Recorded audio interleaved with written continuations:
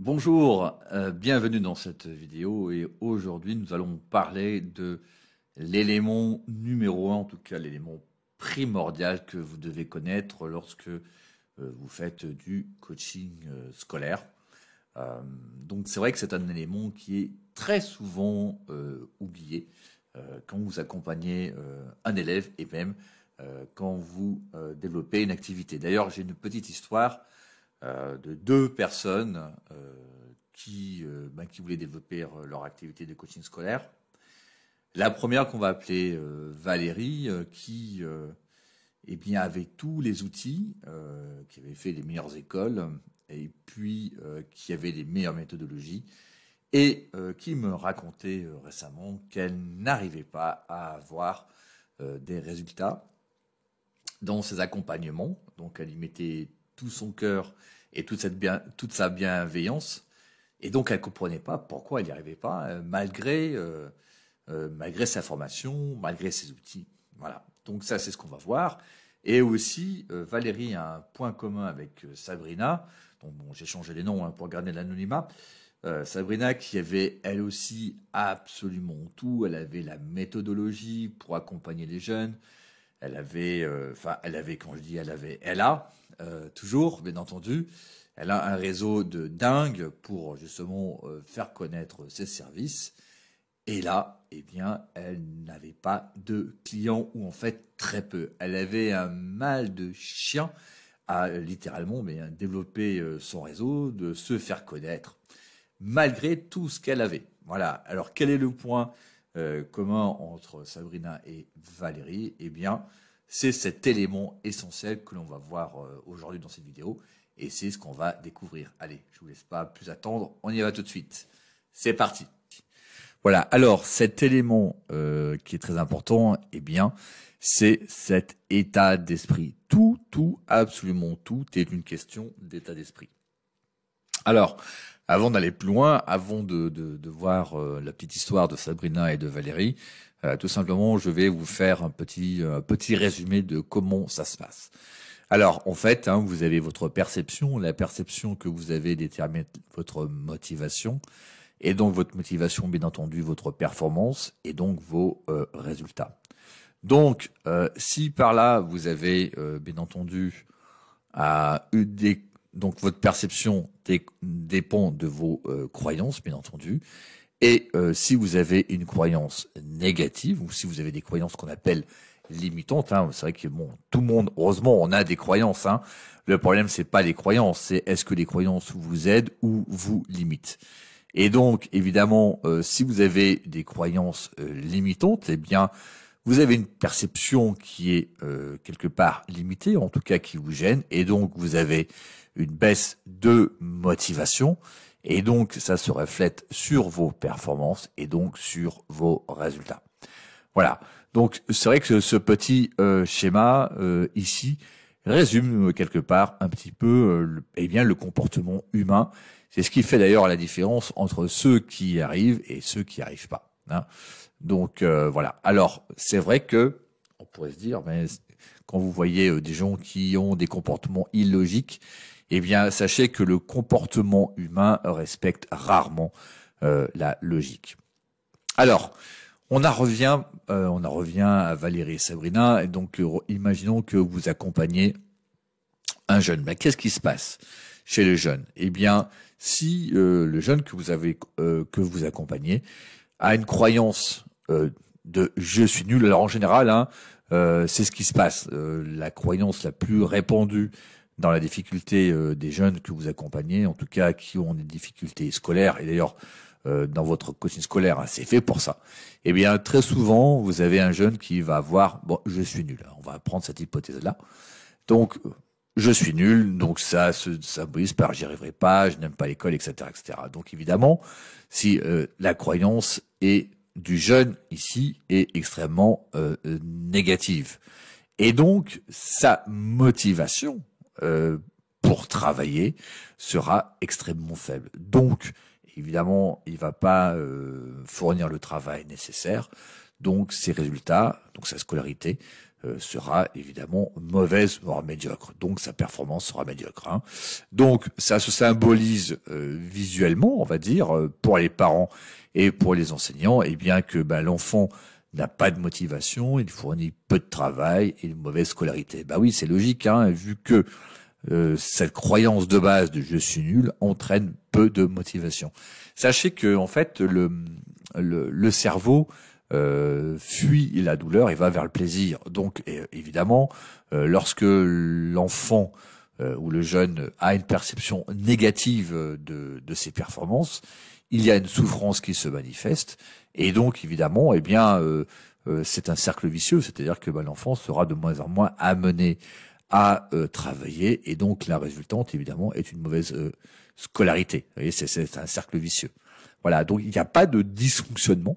Le cerveau fonctionne très bien, le comportement de l'enfant est tout à fait cohérent parce que tout simplement il fuit son cerveau fuit la douleur et donc il va se réfugier vers ce qui lui fait plaisir, à savoir les jeux vidéo, les sorties. Voilà.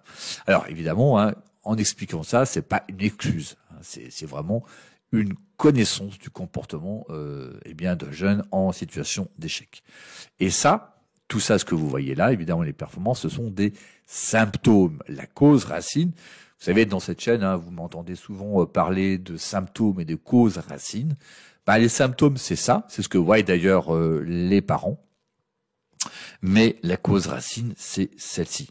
Et évidemment, pour avoir des résultats dans un accompagnement de coaching, vous devez travailler sur les causes racines. Si vous travaillez uniquement sur les symptômes, à savoir la motivation, le travail, donc évidemment sur les méthodes de travail, vous comprenez que vous ne changerez pas la croyance, la cause racine du je suis nul, et donc votre accompagnement n'arrivera pas au bout. Et c'est ce qui se passait chez Valérie, qui travaillait beaucoup sur la motivation, mais qui travaillait pas sur la cause racine, à savoir je suis nul. Et en plus, ce qui se passait, c'est qu'évidemment, c'est un état d'esprit du jeune. Donc, comme elle avait des jeunes qui étaient dans un état d'esprit d'échec, comme elle avait un état d'esprit, des jeunes qui étaient dans un esprit d'état négatif, le problème de Valérie, elle ne travaillait pas sur cet état d'esprit. Elle ne travaillait pas à changer déjà cet état d'esprit pour créer un rapport avec le jeune, changer son état d'esprit et ensuite pouvoir travailler sur la cause racine. Voyez. Donc la première chose quand vous accompagnez un jeune, la première chose, c'est lui faire changer d'état d'esprit, tout simplement. Autrement, pas de connexion, le suivi risque d'être, assez difficile.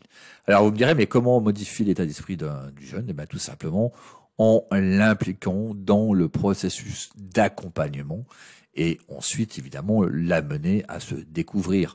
Donc, et à découvrir ses points de blocage. Et en découvrant ces points de blocage, notamment le je suis nul, et en lui faisant comprendre que combien sa croyance de base, ou ses croyances, là j'en ai pris qu'une seule, hein, c'est un des blocages bien entendu, comment sa croyance-là affecte sa motivation, donc ses performances et donc son résultat scolaire. Voilà. Et donc le problème de Valérie, c'est qu'elle ne travaillait pas, elle n'amenait pas à modifier l'état d'esprit du jeune. Donc quand elle recevait un jeune dans un état d'esprit extrêmement négatif, effectivement, elle se heurtait quasiment à un mur. Donc elle avait beau avoir une certaine bienveillance, évidemment le jeune laquelle bienveillance était ressentie par le jeune, mais c'est pas votre bienveillance qui va vous changer en lui-même l'état d'esprit du jeune. Donc c'est vraiment à amener par toute une sorte d'outils. Donc c'est un peu trop long, hein, mais voilà, par toute une sorte d'outils à amener à impliquer le jeune dans son processus d'accompagnement et de pas en faire d'ailleurs une victime. Si là, pareil, hein, si dans votre processus d'accompagnement vous ne travaillez pas sur l'état d'esprit du jeune, l'esprit du jeune va se transformer en victime, ou risque de se transformer en victime, et là, vous aurez du mal, évidemment, à avoir des résultats, parce qu'en fait, vous allez toucher les symptômes et non pas les causes racines. Et vous me direz, mais Sabrina, dans son activité, comment ça se passe? Eh ben, c'est exactement la même chose. C'est exactement le même processus. À savoir, donc on change de contexte, mais les mécanismes sont exactement les mêmes. Le problème de Sabrina, c'était tout simplement qu'elle pensait que ce n'était pas possible. Elle avait cette croyance-là. Et elle disait, oui, c'est trop dur. Et alors surtout, elle avait peur du rejet. Donc, lorsqu'il fallait aller voir des parents, lorsqu'il fallait voir des associations de parents d'élèves, eh ben, elle allait à reculons. Hein, ça, c'est toujours exactement pareil. Hein. Donc, avec sa croyance ici, qui est relativement négative, eh bien, sa perception pour développer son réseau était négative, et donc sa motivation était négative, sa performance était négative, et les résultats étaient négatifs, bien entendu. Donc, la conclusion de ça, c'est qu'elle avait peu ou pas de ventes, et donc elle avait peu ou pas de parents. Je me souviens à chaque fois que je la poussais à aller voir les structures de parents d'élèves, à se faire connaître, eh bien elle allait à reculons, c'est-à-dire qu'elle repoussait, puis elle se racontait des histoires comme quoi, finalement, mais bon, le directeur il n'est pas disponible, mais les parents d'élèves c'est les mauvaises dates, mais je suis pas disponible. Vous voyez, il y avait toujours une excuse. Enfin, une excuse, c'est une façon de se mentir à soi-même. Mais le problème de Sabrina, c'était que c'était sa croyance du ce n'est pas possible, avec quelque chose de sous-jacent sur c'est trop dur et j'ai peur du rejet. Elle avait surtout peur du rejet. Et tout ça plombait complètement son état d'esprit. Elle avait un état d'esprit absolument déplorable. Et donc, elle essayait de développer son activité avec un état d'esprit complètement négatif. Et donc, bien évidemment, elle avait des résultats absolument très décevants, des résultats vraiment négatifs, on va dire. Et donc, ça, pareil, c'est un symptôme. Hein. Donc, d'ailleurs, quand elle était venue me voir, elle me disait, oui, mais j'ai peu de ventes, j'arrive pas à voir les parents, etc., etc. Ça, c'est un symptôme. Alors, c'est vrai que si elle n'avait pas de réseau, elle n'avait pas de connaissances, pourquoi pas? Oui, j'aurais dit lui dire, écoute, le problème vient que, en fait, il faut commencer à créer un réseau. Mais là, elle avait un réseau. Elle avait un réseau d'universitaires, elle avait un réseau de parents d'élèves, elle avait un truc incroyable. Et pourtant, elle n'y arrivait pas. Le problème, c'était son état d'esprit. Son état d'esprit qui était plombé par sa croyance du ce n'est pas possible. Alors là aussi, vous me direz, comment modifier son état d'esprit dans ces cas-là? Comment Sabrina a pu modifier son état d'esprit?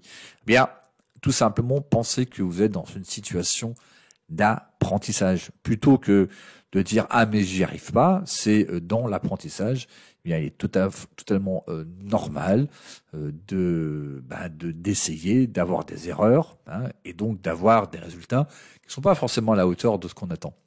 Et donc, vous devez vous placer dans une situation d'apprentissage, en tout cas d'avoir cet angle de vue là, plutôt que de vous crisper ou de se crisper sur des résultats, de dire mais quand dira-t-on, mais si elle avait une tendance très perfectionniste, hein, mais plutôt que de se crisper sur des résultats, se crisper sur un objectif, je dois, tout simplement, vous êtes dans une situation, placez-vous dans une situation d'apprentissage, c'est ce qu'on a fait avec Sabrina, et réalisez donc comment elle a fait. Elle a essayé déjà d'aller voir des parents, elle a réalisé des accompagnements, le plus d'accompagnements possible. Elle a baissé ses prix, d'accord, parce que l'objectif c'était qu'elle ait des accompagnements. Alors là aussi, vous me direz, mais Jean-François, des fois tu dis qu'il ne faut pas baisser ses prix. C'est vrai, sauf que là, comme elle voyait que c'était pas possible, alors évidemment, proposer un accompagnement à 1 000 €, c'était au-dessus de ses forces, vous voyez. Donc voilà, donc sa croyance était là, et donc ça plombait complètement son état d'esprit. Donc réaliser, même, je fais de façon plus générale, de façon plus générale, réaliser le plus d'accompagnement possible. Placez-vous dans une situation d'apprentissage, faites-vous connaître comme vous le pouvez, vous commencez petit, mais vous commencez, et c'est l'essentiel. L'essentiel, c'est d'impulser une direction et non pas d'avoir tout de suite un résultat. Et soyez dans la dynamique de erreur, essai et correction des erreurs. Voilà, vous essayez des choses, vous avez des résultats ou pas, probablement que vous faites des erreurs et donc corrigez ces erreurs. D'ailleurs, d'où l'importance dans ces cas-là de se faire accompagner par quelqu'un qui connaît bien le marché du coaching scolaire ou bien le marché des parents, qui vous indique vos erreurs, et vos erreurs sont rapidement corrigées. La difficulté, c'est d'être tout seul. Quand on est tout seul, eh bien, on fait des erreurs, c'est normal, on essaye, on apprend justement, mais ces erreurs ne sont pas forcément reconnues, et quand elles sont reconnues, elles ne sont pas forcément corrigées.